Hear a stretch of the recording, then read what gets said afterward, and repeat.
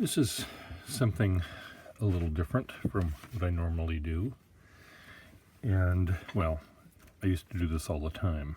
I've designed monograms, thousands of them probably, well, hundreds anyway, in my life as a graphic designer. And this is one that I designed for someone whose initials were CSP. Last name is P, the largest one in the group. If I were to have seen this monogram at one point in my life, or one point of monogramming,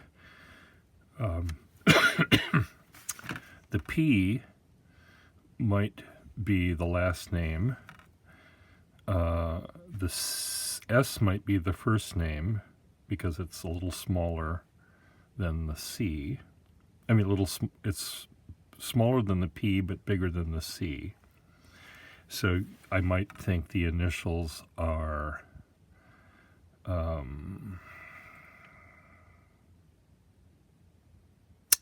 what would I think the initials would be? SCP, perhaps. When they're overlapped like this, usually they go again in descending order. The most important is the biggest. But it's, these rules don't really exist anymore. Anyway, so this guy's name, it's a guy.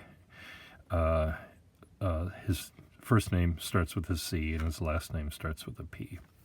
Anyway, he contacted me recently, last week, and I'm making this video sort of for him so he can see how he will have me try to figure out, oops, what did I do?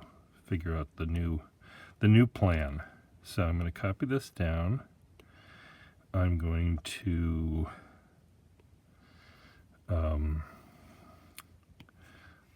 first of all, what we'll do is I will do a C-ectomy. So I'm going to remove the C because he wants me to replace the C with, I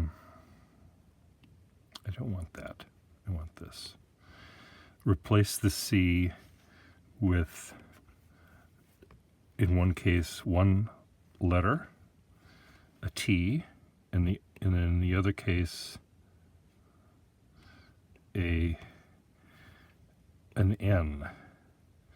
So letters are not always, you can't just yank one out and plop in a new one. It doesn't work that way. You have to tweak and bend and pull and twist and shout. You have to do a bunch of things to make it work. For example, if I were to put a T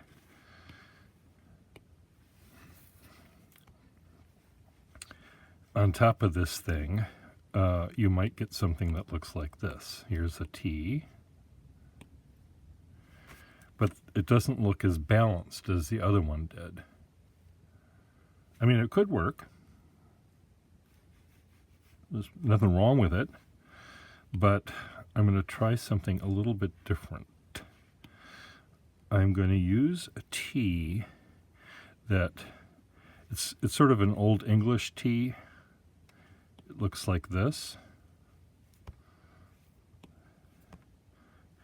And I think it can work, even though these letters are less Old Englishy. I think this kind of a T would balance things nicely. I'll show you what I mean. Brush, pen. So it's going to have this curved part here will do a nice thing by mimicking this curved part. So the T, the curved part of the T will come down like this. Oops.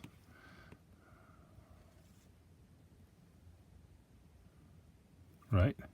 So you've got this balance. The middle is still the middle of the P, or the vertical line of the P, and you've got this thing that shoots out that way, this part, and then you've got this thing that shoots out that way. So the T, then, the cross part of the T would be here.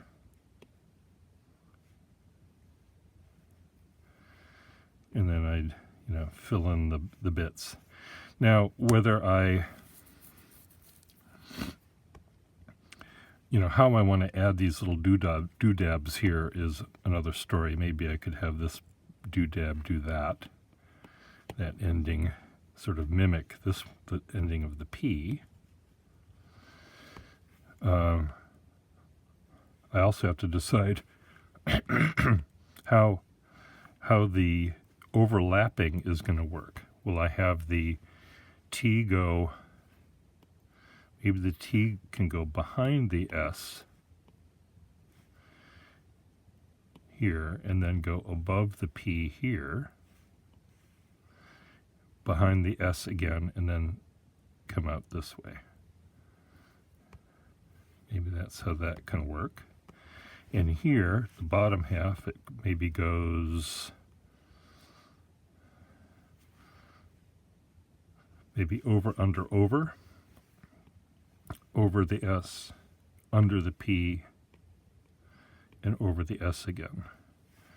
Now this over and under business is sometimes it automatically happens no matter how many times you or where you start. If you just go over and under and over and under and over and under, it'll work fine, except sometimes it doesn't work that way. If you have the letter K, for example, because that has, well, just take my word for it. It doesn't always work. So this is how I might suggest the T be done. Okay, so let's do copy down. Let's merge down. We have the T done. Now let's do the N.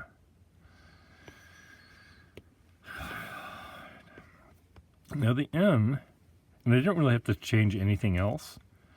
The N, when I was doing this earlier on my couch playing with this monogram, if I plopped an N, oops,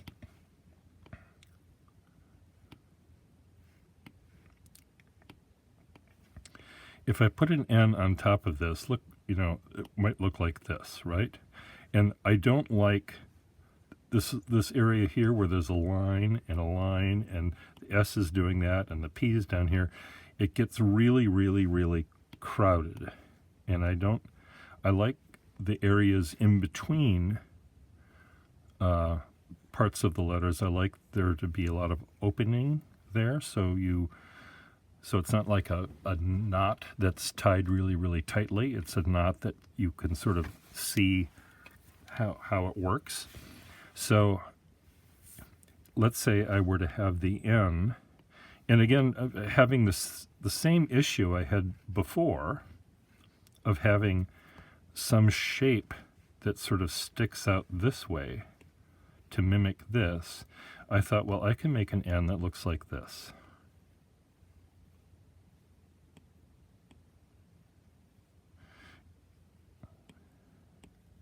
So it has this beautiful curve and then two vertical lines. So that was my thought. So if there's a vertical line here, there, and another one here, that's balanced. And then I've got this swooshy thing going off here. And it doesn't have to be, it could maybe even look like this. Maybe that would be a better way to do it.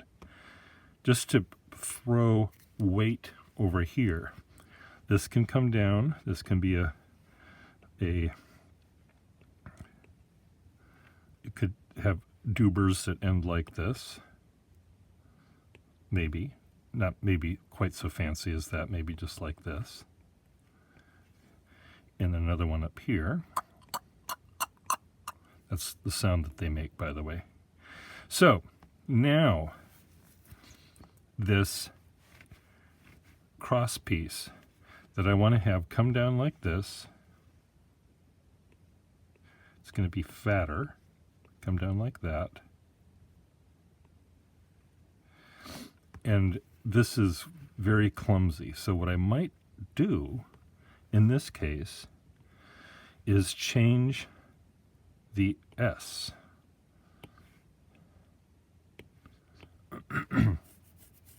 So let me do somewhat of an S-ectomy. I'm going to have, just take out the S.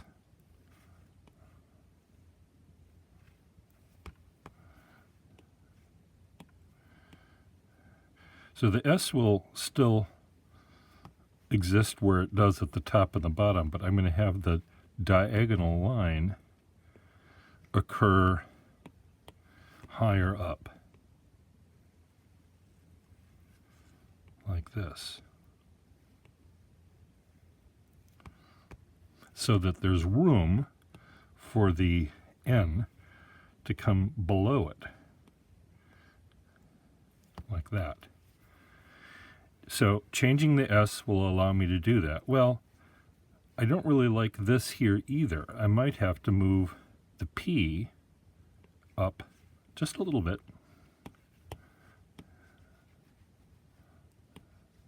like that. Just take the bowl of the P and just lift it up a little bit.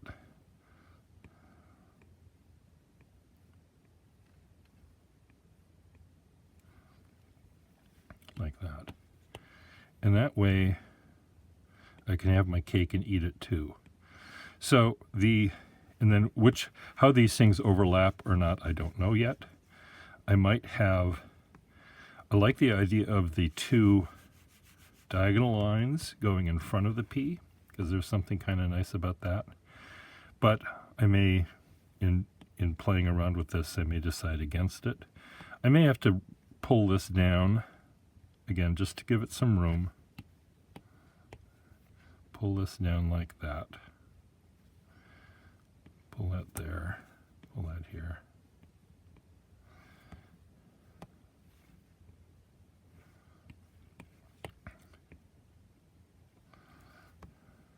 So I think that works for the N.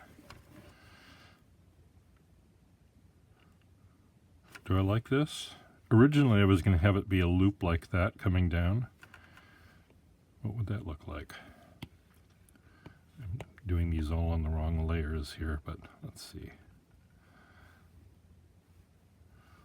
You know, I think it's fine the way it was, actually, come to think of it.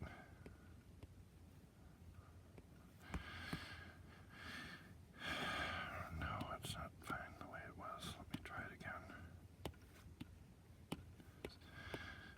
I know my hand is in the way here. It's probably driving you crazy, but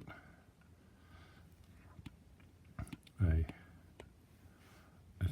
think it has to sort of go like this.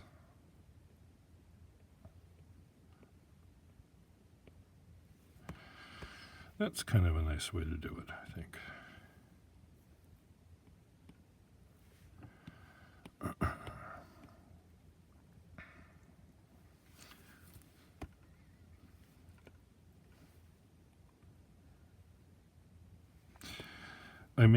I may need to tweak it a little bit. I'm just looking at, I like the fact that the verticals of the N, I like them being equidistant on either side of the P. So maybe this leg would be a little bit closer here, like that. And maybe this S would be a little bit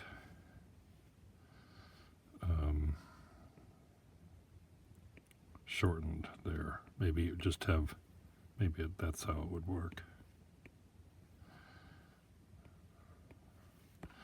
So I think that works for this. Again, how they're going to overlap, whether this end goes on top of here and under here,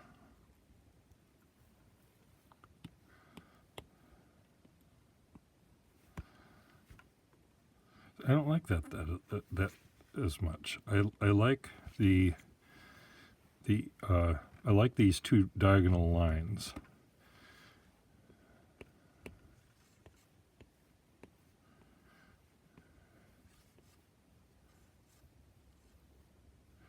And I kind of like the way this one has this lower swoop and this one has an over swoop like this. Just because they're sort of mirroring themselves. Anyway, that's the thought. So here's, let me merge down. So I've got that one. And then I have that one, and I've got this one. So let's put them all on the same page at the same time. So here we got the T. That's the T. Done. Here's the N. Transform. Here's the N. Done. And then we've got the original one at the top.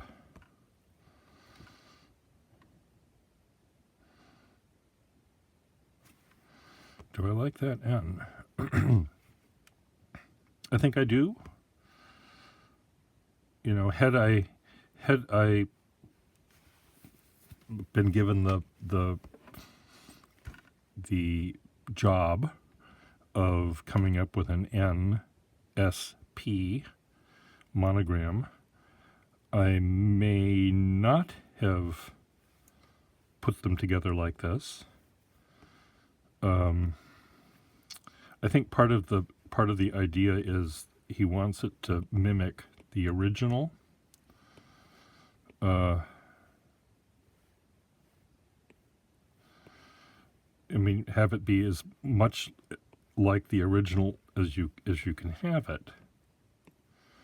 So here's an N and an S. Oops, I don't know how that happened. Where the N is now I could make the N sort of curve like that. NSP.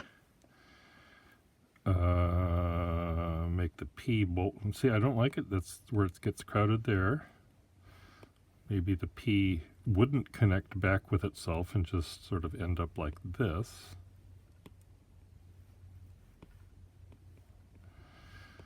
I might have done this.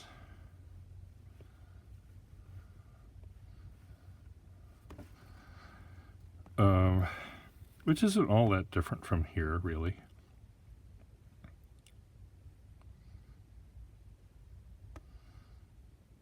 Do I want the N to be straight? Is that what I want? What if this were a straight N coming through? Does that curve bother me? Does this look better, having it be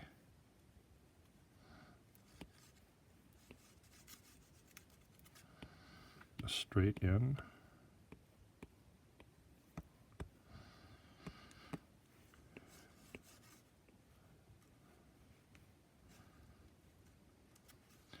I still need to have something over here, I think, to balance this off.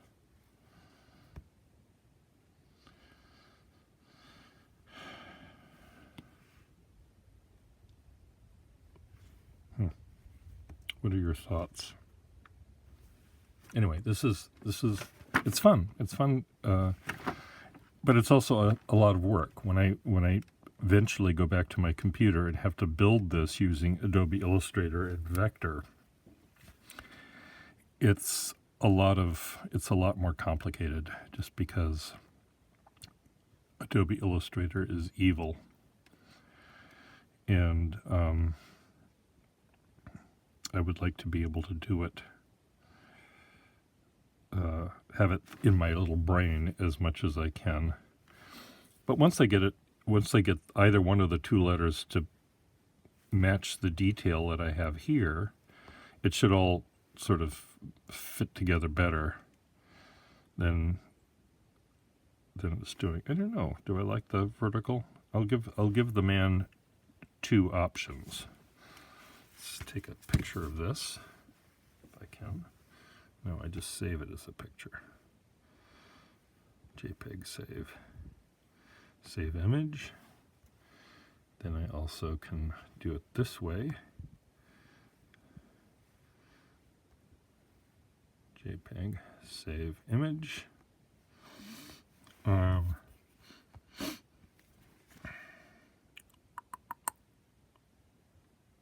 Yeah, I think the T works okay. I think the N can work. It's just maybe this little bit that I have to worry about. Just maybe it can just end like it ends down here, just a square. Maybe well, I think I'm going to have it sort of end like the top of the P does, just to add a little bit of weight on this side of the vertical. Ta-da! Thanks for watching.